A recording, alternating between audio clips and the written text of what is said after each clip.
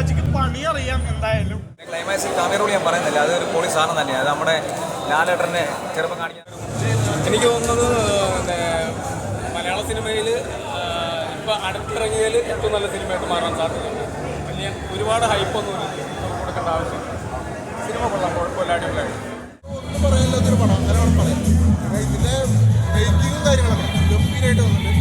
ഇതിൻ്റെ ഡയറക്ഷനൊക്കെ സൂപ്പർ. പിന്നെ ഇതിൽ മെയിനായിട്ട് എടുത്ത് പറയേണ്ടത് ഇതിലെ വിഷ്വൽ ക്വാളിറ്റി. അതായത് ഓരോ ഫ്രെയിമിലും അത് നമുക്ക് എടുത്ത് കാണാൻ പറ്റും. അതിൻ്റെ കാര്യം എന്ന് പറയുകയാണെങ്കിൽ ഇത് മൊത്തം അതിനെക്കുറിച്ച് പറയണം. അതായത് ഗംഭീരമായിട്ട് പടം വന്നിട്ടുണ്ട്. പിന്നെ നിങ്ങൾ വേറൊരു കാര്യം എന്ന് പറഞ്ഞാൽ തേർഡ് പാർട്ടിലേക്ക് ഒരു എൻട്രി പോലെ ഇട്ടിട്ടുണ്ട്. അപ്പോൾ തേർഡ് പാർട്ടിന് വേണ്ടി നമ്മൾ വെയിറ്റ് ചെയ്യണം. പിന്നെ പടത്തിൽ എടുത്ത് പറയേണ്ടതാണെന്ന് പറഞ്ഞാൽ ബി ജി എം ഒക്കെ ഡീറ്റെയിലായിട്ട് വന്നു. ബി ജി എമ്മിന് ഒരു ഹൈജീൻ വലിയ എന്ന് പറയുന്നത് ആ സംഭവം. പിന്നെ ഇതിൽ സെക്കൻഡ് ഹാഫിന് ഒരു ഫൈറ്റ് ഉണ്ട്. അതൊക്കെ തിയേറ്ററിൽ നിന്ന് കാണുമ്പോൾ നമുക്ക് ആ എഫക്റ്റും കാര്യങ്ങളൊക്കെ അറിയാം. പടമൊക്കെ ചെയ്യുന്ന പറഞ്ഞാൽ ഇത്ര നല്ല ഹെവി ആയിട്ട് ചെയ്യുകയെന്ന് പറഞ്ഞാൽ അത് വേറെ ലെവലല്ലേ. കാശ് കൊടുക്കുന്ന കാര്യമില്ല പറഞ്ഞാൽ ക്വാളിറ്റിയും ആ ഒരു എക്സ്പീരിയൻസ് പോലുള്ള രീതിയിലാണ് ചെയ്തിരിക്കുന്നത്. നല്ല ഭംഗിയായിട്ട് ചെയ്യുന്നത്. വലിയ തെലുങ്കുമാരൊക്കെ ചെയ്യാൻ കഴിയുന്നത് അത് പറയാതിരിക്കാനും എടുത്ത് പറയണം. പുള്ളിക്കാരെങ്കിൽ നല്ല നല്ല വലിയ ആർട്ടിസ്റ്റൊക്കെ ഡേറ്റ് കൊടുക്കും. കാരണം അങ്ങനെ രീതി വർക്ക് ചെയ്തിട്ടുണ്ട്, പണി അറിയാമെന്ന് കാണിച്ചിട്ടുണ്ട്. പിന്നെ ലാലേട്ടൻ്റെ പെർഫോമൻസ് അത് അടിപൊളി ചെയ്തിട്ടുണ്ട്. സ്റ്റീഫനാണ് കുറേശ്ശിയാണ് അടിപൊളി ചെയ്തിട്ടുണ്ട്. പ്രത്യേകം ഒരു സ്പേസ് ഉണ്ട് കേട്ടോ. മറ്റേ പടം പോലെയല്ല, അതിനകത്ത് സ്പേസ് കുറവില്ല, എന്നാലും സ്പേസ് ഉണ്ട്, ആക്ഷനൊക്കെ ഉണ്ട്, എല്ലാം ഉണ്ട്. ഓരോ എച്ചിട്ട് നേരിട്ടായിട്ട് അതൊന്നും കുഴപ്പമില്ല. മഞ്ജൂരൊക്കെ നല്ല സീനാണ് കൊടുത്തത്. നല്ല അടിപൊളി കൈഡിക്കുന്നത്. മഞ്ജൂരൊക്കെ എനിക്ക് തോന്നുന്നത് അതിനകത്ത് ഏറ്റവും കൂടുതൽ കൈ കിട്ടാനുള്ള സീൻ കിട്ടിയിരിക്കുന്നത്. നല്ല കൈ കിട്ടുന്നത് അല്ലേ. നല്ലൊരു കിടിലൊരു സീനുണ്ട്. വളരെ ക്ലൈമാക്സ് ഒക്കെ കിട്ടും. പിന്നെ ക്ലൈമാക്സിൽ കാമറോട് ഞാൻ പറയുന്നില്ല, അതൊരു പൊളി സാധനം തന്നെയാണ്. അത് നമ്മുടെ ലാലേട്ടനെ ചെറുപ്പം കാണിക്കാൻ കൊടുക്കണം. ലാലേട്ടൻ ചെറുപ്പം കാണിക്കുന്നത് 81 ലാലേട്ടൻ കാണിക്കുന്നത്. ഞാൻ സ്പോയിലർ ആയതുകൊണ്ട് പറയുന്നില്ല. അത് പറയാൻ എനിക്ക് മനസ്സിലായി. ലാലേട്ടനെ ചെറുപ്പം കാണിക്കാൻ ഏറ്റവും അനുയോഗ്യ ആരാണോ ആൾ തന്നെയാണ്. അത് ഞാൻ പറയാൻ എനിക്ക് മനസ്സിലാക്കുക. സ്പോയിലർ ആയിരുന്നില്ല. അത് പൊളിയായിട്ട് ചെയ്തിട്ടുണ്ട്. ഞാൻ ആദ്യം പറഞ്ഞത് അർജുൻദാസ് എന്ന് പറയുന്നത് അത് മാസ് സാധനമുണ്ട്. അത് പൊളി സാധനം. അദ്ദേഹം അടിപൊളി പുള്ളിക്കാരൻ അത് ചെയ്തിട്ടുണ്ട്. ആ 81 കാലഘട്ടത്തിൽ പഴയ കാലഘട്ടം കാണിക്കുമ്പോൾ ലാലേട്ടൻ ചെറുപ്പം കാണിക്കും. അത് ആരാ ഞാൻ പറയുന്നില്ല, അത് സ്പോയിലറാണെന്ന് പറയുന്നില്ല. അത് കിടിലായിട്ട് ചെയ്തിട്ടുണ്ട്. ആര് ചെയ്താലും അത് അടിപൊളിയായിട്ട് ചെയ്തിട്ടുണ്ട്. അതാണ് എനിക്ക് ഏറ്റവും കൂടുതൽ ഇഷ്ടപ്പെട്ടത്. പിന്നെ ഡയറക്ഷൻ ലാലേട്ടൻ്റെ പരിപാടിയൊക്കെ അടിപൊളിയായിട്ട് ചെയ്തത്. പരിപാടിയില്ല അടിപൊളിയാണ്. വില്ലനൊക്കെ അടിപൊളിയാണ്.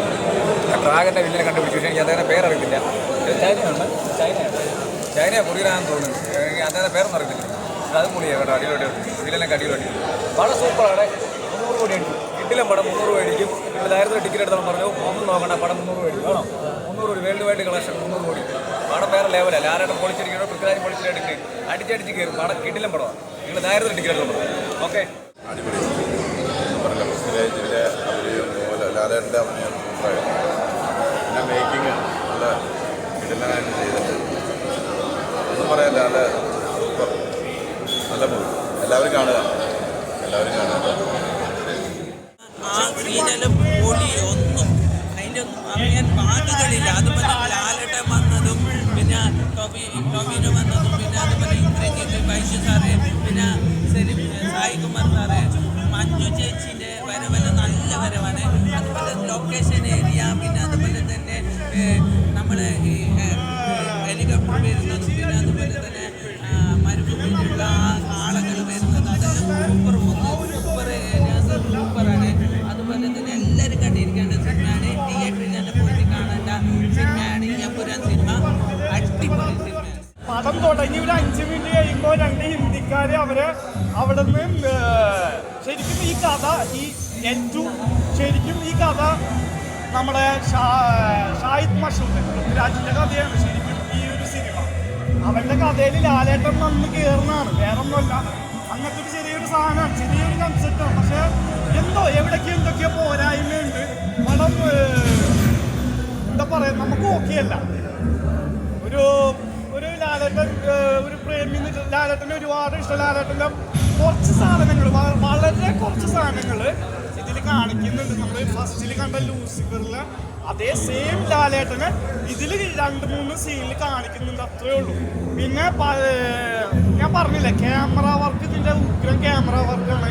പിന്നെ ഇതിൻ്റെ ഫൈറ്റ് സീന്, പിന്നെ ഇതിൻ്റെ ആർട്ടാണെങ്കിലും എല്ലാം കൊണ്ടും മേക്കിംഗ് രീതി വളരെ ഇതാണ്. പൃഥ്വിരാജിക്ക് പണി അറിയാം എന്തായാലും.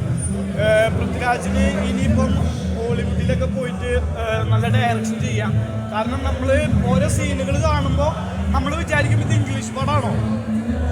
ചിലപ്പോൾ ഹിന്ദി കാണുമ്പോൾ നമ്മൾ വിചാരിക്കും ഹിന്ദി പടമാണോ. അങ്ങനെ നമ്മളങ്ങനെ മൈൻഡ് കൊണ്ടുപോകും. പക്ഷെ ബോറടി എന്ന് പറഞ്ഞുണ്ട്, ബോറടി ഉണ്ട്, നല്ലപോലെ ബോറടി ഉണ്ട് പടത്തിൽ. പക്ഷെ ഗുണങ്ങള് ഈ ക്യാമറ സൈഡ്, ബാക്കിയുള്ള കാര്യങ്ങളൊക്കെ ഇത്രേ ഉള്ളൂ. പടം മൊത്തത്തിൽ ഒരു 10 നമുക്കൊരു 4 കൊടുക്കാൻ പറ്റുള്ളൂ. അത്ര ശോകം, നമ്മുടെ പ്രതീക്ഷ അത്ര ഹൈപ്പിലൊന്നും വന്നില്ല പടം.